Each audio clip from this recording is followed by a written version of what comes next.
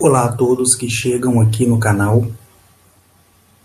É um prazer muito grande da minha parte recebê-los.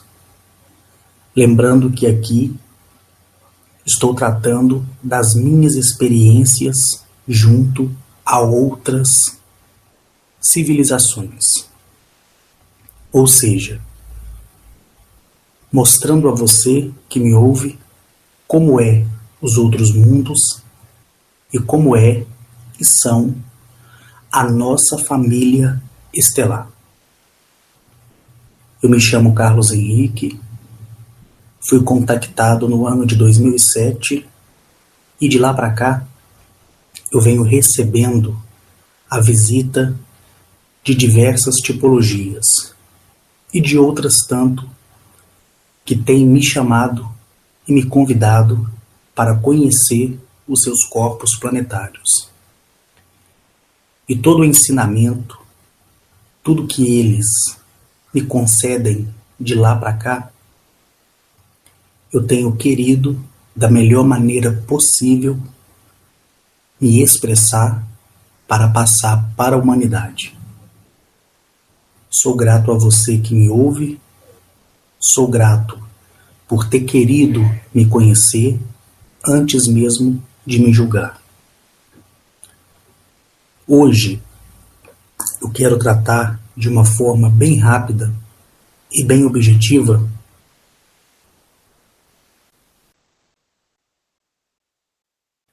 de uma civilização que, dentre outras tantas que conheci, me chamou muito a atenção pela maneira que eles conduzem as suas vidas, como também pela maneira que eles mesmos são fisicamente.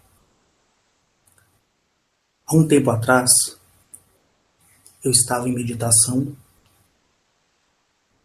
quando a Gnachete ela disse que seria necessário eu me preparar para que eu pudesse ir entre as estrelas. E as pessoas elas têm me perguntado o que é esse preparo.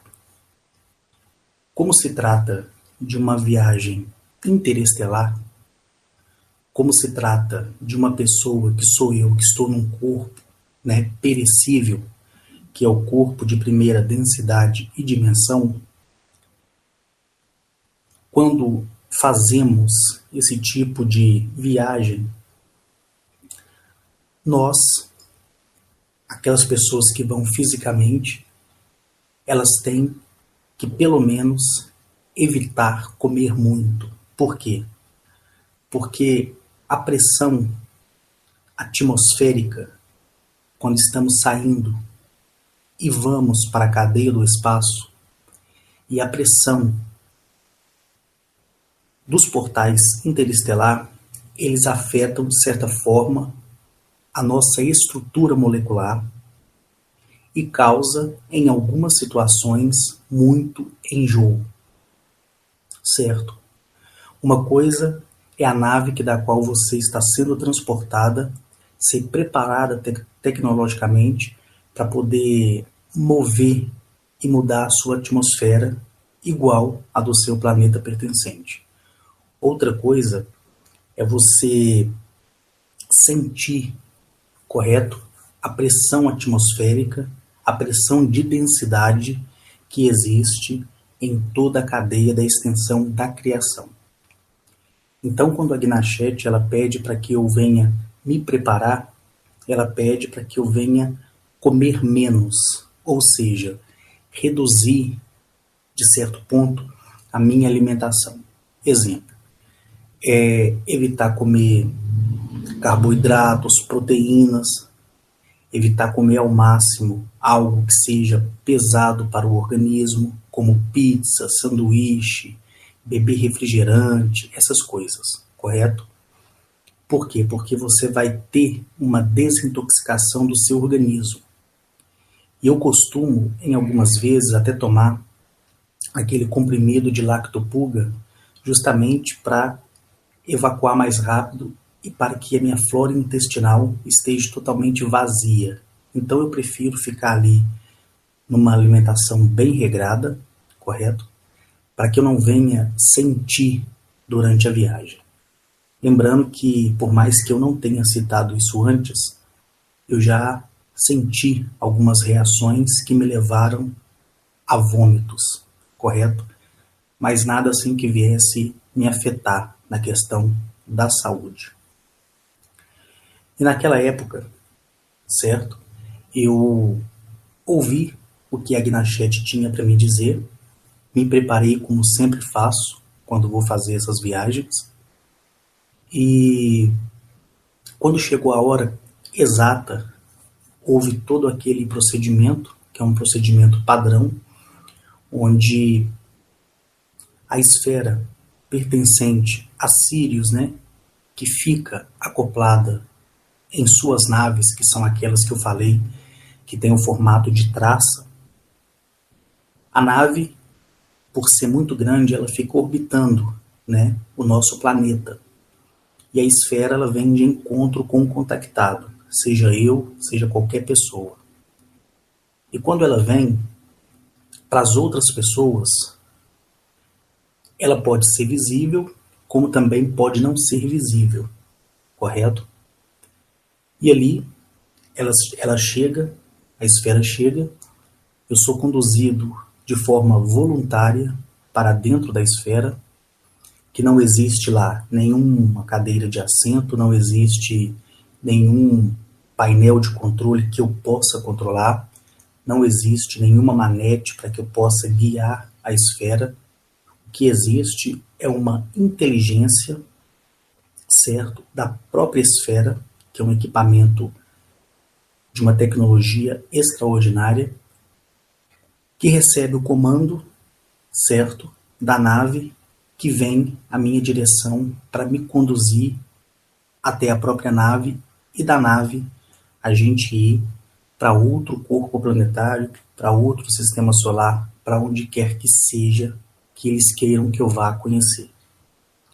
Sempre para aprender algo diferente, certo? E nesse dia eu recebi essa esfera, fui conduzido para dentro dela de livre e espontânea vontade, vi ficando para trás a minha cidade, o meu estado, o meu país, o meu continente, até que acoplou-se a esfera dentro da nave.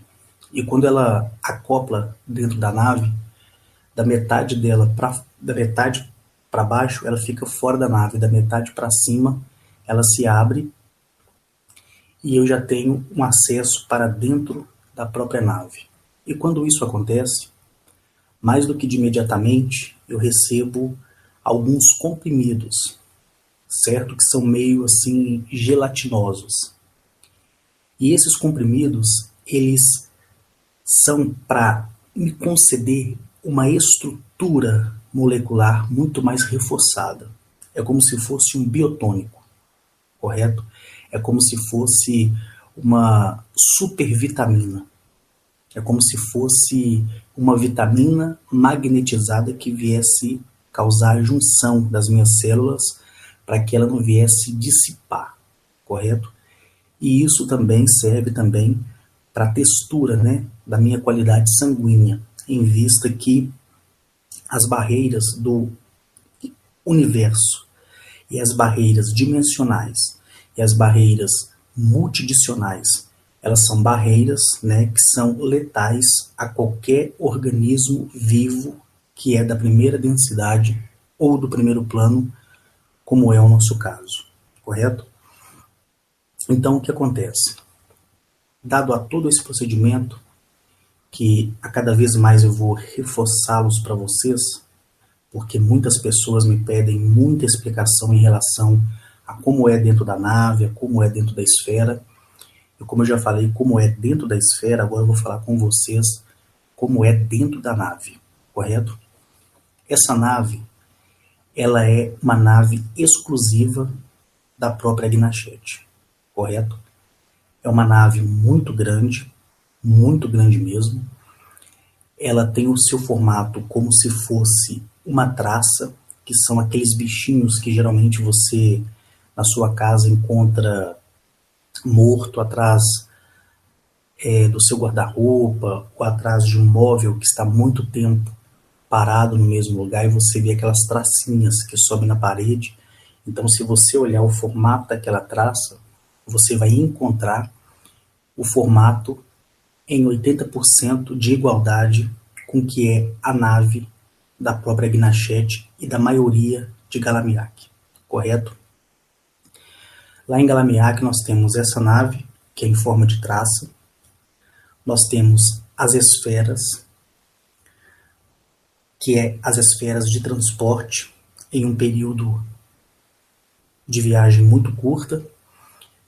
Exemplo, essa esfera, por exemplo, que me pega aqui no planeta e me conduz para fora da atmosfera, ela tem a capacidade de me levar a qualquer planeta do nosso sistema solar.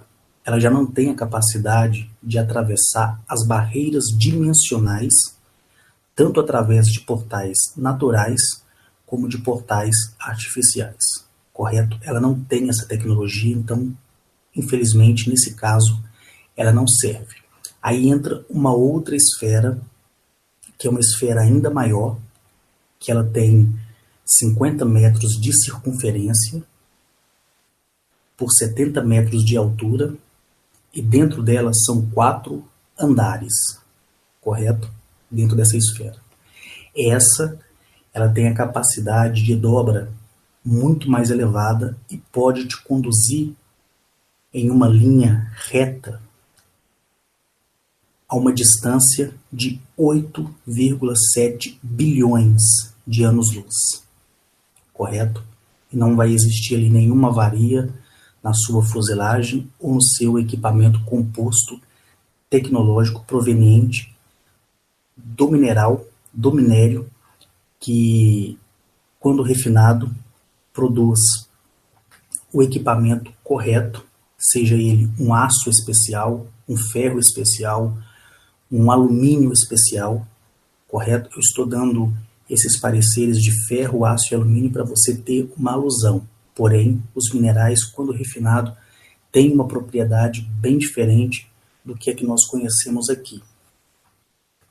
E lá também tem algumas naves que são no formato de caramujo, correto? Na época que eu vi aquele filme Transformers, A Era da Extinção, logo no começo da introdução, quando a Terra está sendo visitada por uma civilização, você vê ali aquelas naves, né, que são uma base com o formato do caramujo, certo? Você vê chegar na Terra. Quando eu vi aquilo ali, eu fiquei impressionado, literalmente. Quando eu vi a introdução do filme, aparecia aquelas naves que são pertencentes de Sirius. Só que as de Sirius são mais elevadas, tanto na questão de beleza, como na questão de design. Mas, se você tiver interesse, você pode assistir aí o filme Transformers, A Era da Extinção, só ali o comecinho para você ter noção de como são essas naves no formato de caramujo, e você vai entender. E lá também tem os cruzadores interplanetários, que para eles não há limite, né? Nem de velocidade, nem de distância. E outras naves menores, que são para viagens rápidas.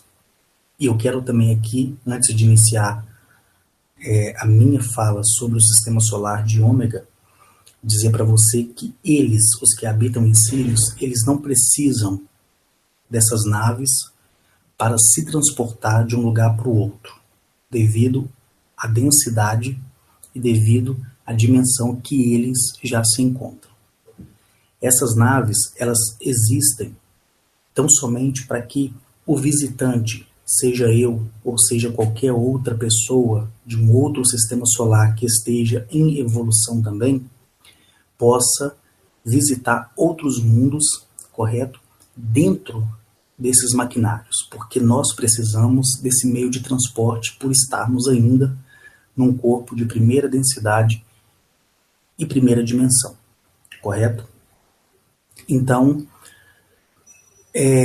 acredito ter explicado algumas coisas para você. De acordo com o tempo, eu vou trazendo as explicações para que vocês entendam cada vez mais, correto? E dessa forma, com essa nave que é em formato de traça, dentro dela, tá? Não existe nenhum tipo de controle seguido por volante, manete, manche, joystick, nada disso, certo? O que você vê quando você entra na nave? Você vê um espaço muito amplo, certo? Você vê cadeiras com elevação tecnológica extraordinária, certo? Você consegue ver todos os painéis holográficos projetados onde é que você vá. Basta você estender a sua mão, que abre-se vários painéis, e existe ali o alfabeto da linguagem dos que habitam em Sirius, que são letras muito lindas, misturadas com símbolos muito lindos, e vocês vão ver isso no site. E ali, você, através deste comando, você abre toda a arquitetura de todo o sistema solar que existe, e de toda a galáxia, de toda a Via Láctea, e de todos os planetas que existem. Então basta tão somente você ampliar essa tela, buscar dentro da estrela o sistema solar, apontar para o planeta, e você vai ser conduzido para o planeta, sendo que essa nave te dê condições de você fazer essa viagem interplanetária, correto? E sendo assim, eu cheguei no sistema solar de Ômega. Aí você me pergunta, Henrique, o que você viu no sistema solar de Ômega? Quando você chega, ao sistema solar de Ômega, que fica a 9,3 milhões de anos-luz daqui, nós encontramos e vemos toda a beleza de um lugar composto por 3 sóis, correto? Ali, como eu sempre falo para vocês, nós podemos ver a grandeza de tudo que, novamente eu vou dizer, está além do nosso pensamento, está além da nossa compreensão. E quando ali eu estive e vi a maravilha desse sistema solar, eu vi 4 planetas, correto? Que são 4 planetas artificiais e um que é de formação biológica, ou seja, formado de forma natural. No sistema solar, eu pude ver também pilares que se parecem com obeliscos, e esses pilares, eles ficam voando de um lado para o outro em uma quantidade de 101 pilares, que me foi dito por Agnachete mesmo. Então, você vê ali, como eu falei para vocês, esse sistema solar com 4 planetas artificiais gigantescos. E um que é de formação biológica, semelhante ao nosso mesmo. Aí você se pergunta, o que é esses 4 planetas artificiais? E como é, o planeta do qual você conheceu? A Agnachete, ela me disse que quando houve toda aquela guerra, que eu já falei para vocês diversas vezes, houve também a destruição de muitos e muitos e muitos mundos, correto? Então, vários sistemas solares, eles foram destruídos. Um exemplo, um sistema solar composto de 5 planetas, que só restou um, você vai encontrar no mesmo sistema solar muitos detritos do resto dos outros 4 corpos planetários que foram destruídos. E isso vai causar, através da massa gravitacional do Sol, um cinturão de asteroide muito grande e muito denso. Então aquele planeta que sobrou, se ele não for o último e sim o primeiro, ele vai ser afetado com muitos dejetos dos outros próprios corpos planetários, certo? Se ele não tiver uma tecnologia de proteção para a época. Segundo, se ele tiver dentro da linha do primeiro planeta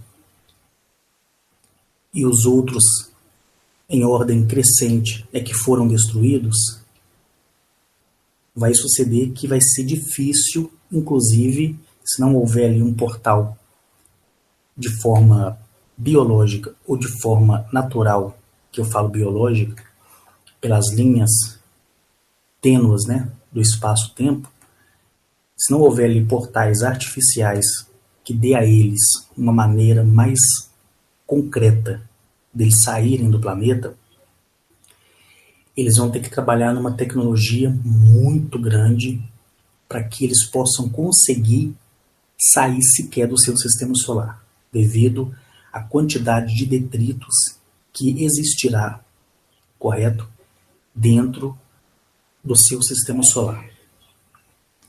E isso foi o que aconteceu, tá?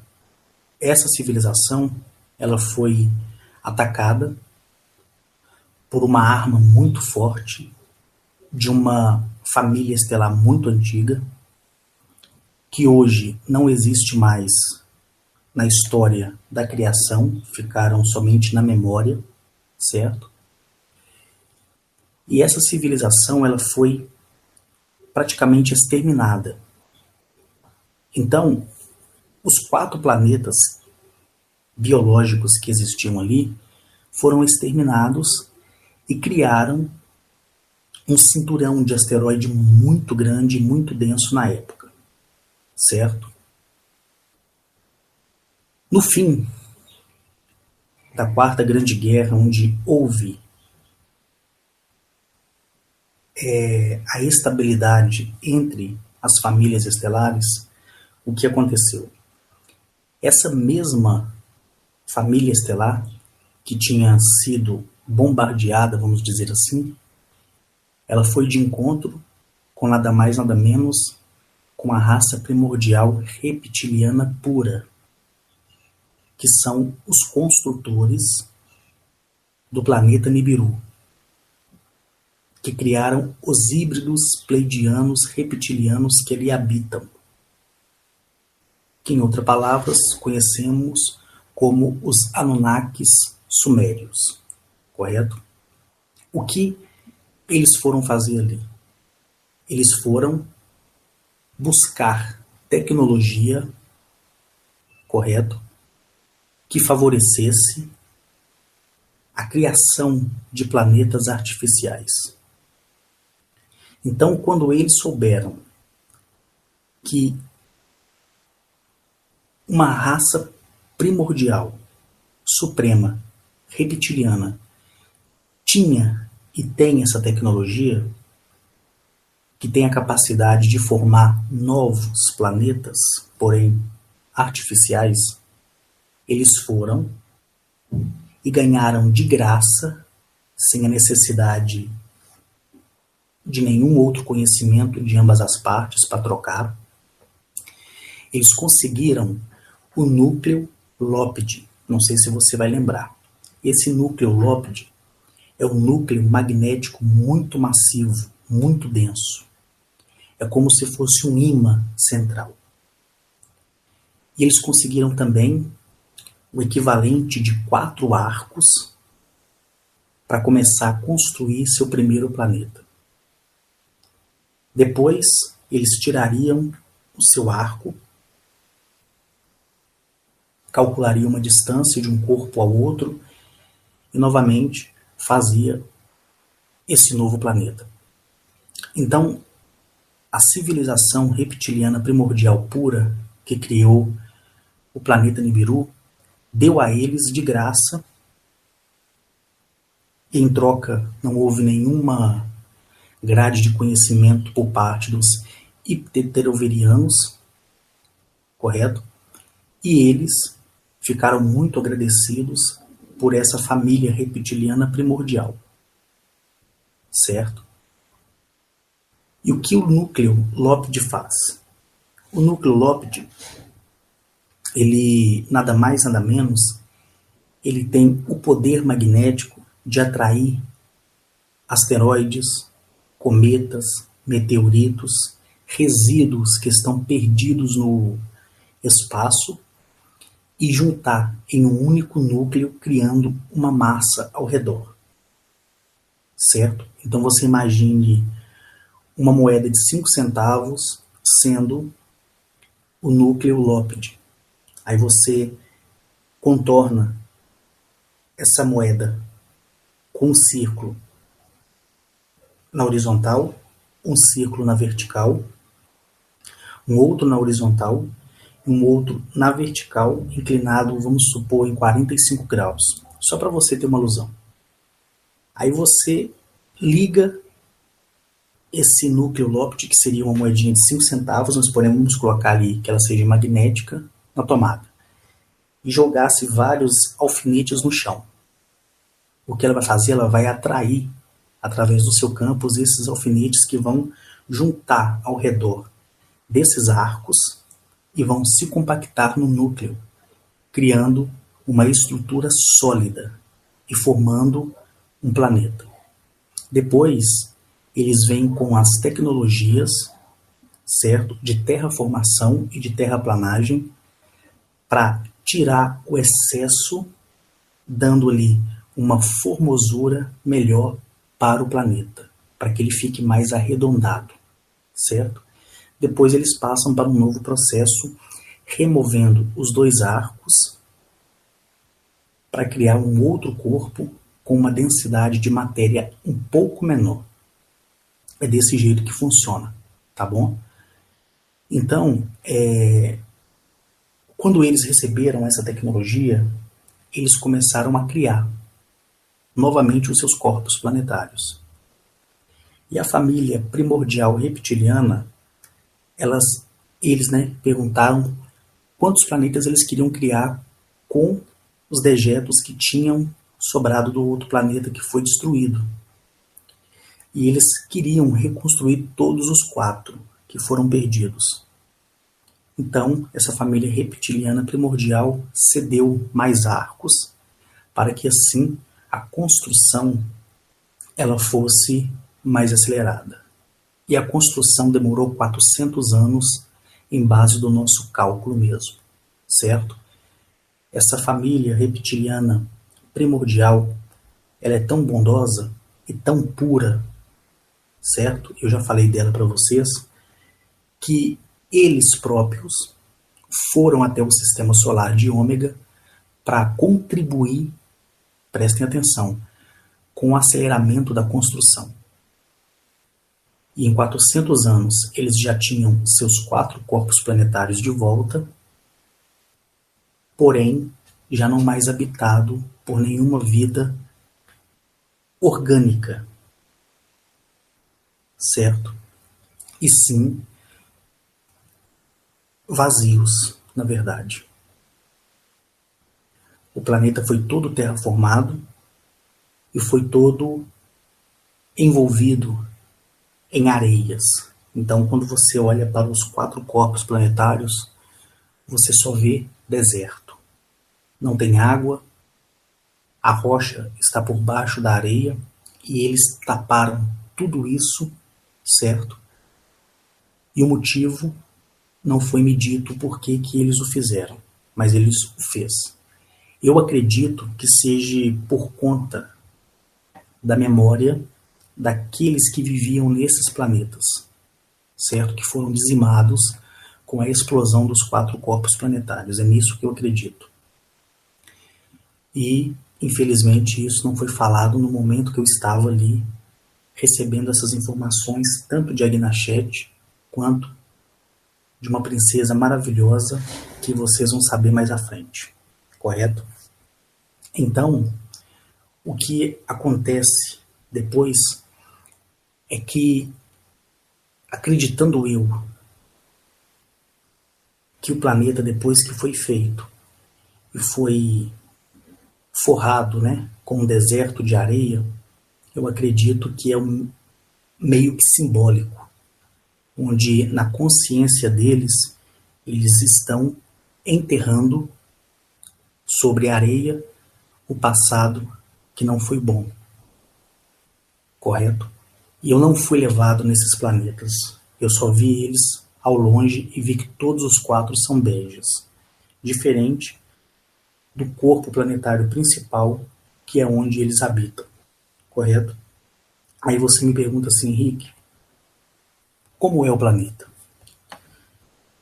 Bom, depois que soube dessas informações, né, eu olhando para o planeta, a Gnachete, ela me disse o seu nome. Ela me disse que o planeta se chama Amaribel Z47. E como é Amaribel Z47? Esse corpo planetário, eu pude ver que ele tem uma cor laranja, preta, certo? Então você olha uma bola toda laranja, com umas cores meio preta, e você vai ter uma alusão de como é o planeta. E o engraçado é que esse planeta ele é 40.000 vezes, prestem atenção, 40.000 vezes maior do que o próprio corpo planetário Nibiru, certo? Os outros 4, eles são 2 vezes o tamanho de Júpiter. Já o planeta central, ele é 40.000 vezes maior que Nibiru. E quando você chega e vê o planeta, você vê uma fenda de rachadura tão grande que parece um abismo. E essa fenda se deu através de uma bomba que foi lançada no planeta. E por ele ser 40.000 vezes maior do que o próprio Nibiru, que é 65.000 vezes maior que a Terra, ele conseguiu suportar a carga de destruição que nele foi arremessada na época. Então, quando descemos, né, dentro do planeta, eu pude ver que é um planeta de formação natural. Eu vi, pessoal, uma cidadela composta de edifícios. E esses edifícios, eles têm um formato de espinha de peixe para cima. Imagina uma espinha de peixe, certo? Na vertical, porém essa espinha sem a cabeça do peixe, só para vocês terem uma ilusão. E mais tarde, eu fiquei sabendo que esses edifícios, na verdade, são naves, certo? E essas naves eram todas dotadas de uma tecnologia sem igual. Uma tecnologia, assim, estupenda, maravilhosa, tá bom? E esse planeta é um dos planetas que eu escolhi para estar lá no site, em forma de CG, para você interagir com tudo que estou falando aqui, já venho falando ao longo dos dias, né? Aí você me pergunta, poxa Henrique, então quer dizer que a nave dessa civilização é no formato de espinha de peixe? Sim. É você pegar, olhar uma espinha de peixe, tirar a cabeça, tirar a parte da cauda e colocar ela na vertical. É dessa maneira que é a nave dessa civilização, certo? Ou seja, se o planeta for atacado, ou se ele fosse atacado, mesmo com toda a tecnologia, né, dessa civilização, eles poderiam deixar a sua morada e sair com o mínimo de baixa possível. Então, quando eu cheguei e vi essa cidadela composta, né, de edifícios que tem um formato de espinha de peixe, eu fiquei maravilhado. Porque imagina só, uma natureza extraordinária, onde a sua vegetação ela cresce em meio a rochedos negros, e esses rochedos é composto do mineral rico em potássio. Imagina você ali descendo e vendo que além dessa cidadela, que novamente eu vou reforçar, vou chamar de espinha de peixe, você vê uma vegetação extraordinária. Imagina você sobrevoando a Amazônia e você vê aquele complexo de árvores e um raio de a cada 20 quilômetros de distância você vê um edifício que tem, presta atenção, só para vocês terem uma ideia, um edifício que tem 70 quilômetros de altura. A cada 20 quilômetros de distância um do outro, posicionados na vertical, certo? Sendo que esses edifícios, eles na verdade são naves de transporte. E essa civilização, dentro da sua própria linhagem, elas moram dentro dessas naves, certo? Mesmo não havendo mais guerra interestelar, conforme eu já falei para vocês, eles são precavidos por consequência daquilo que eles perderam. Não sei se deu para vocês entenderem. Certo? Então, você olha uma paisagem paradisíaca, uma paisagem extraordinária, você vê essas naves na posição vertical, que são os edifícios em formato de espinha de peixe, e você vê que ali mora toda uma família estelar. E se o planeta fosse atacado, ou eles precisarem sair o mais rápido possível, eles já sairiam utilizando o seu próprio ambiente de moradia. Gente, vocês não têm noção, é lindo demais você vê tudo aquilo.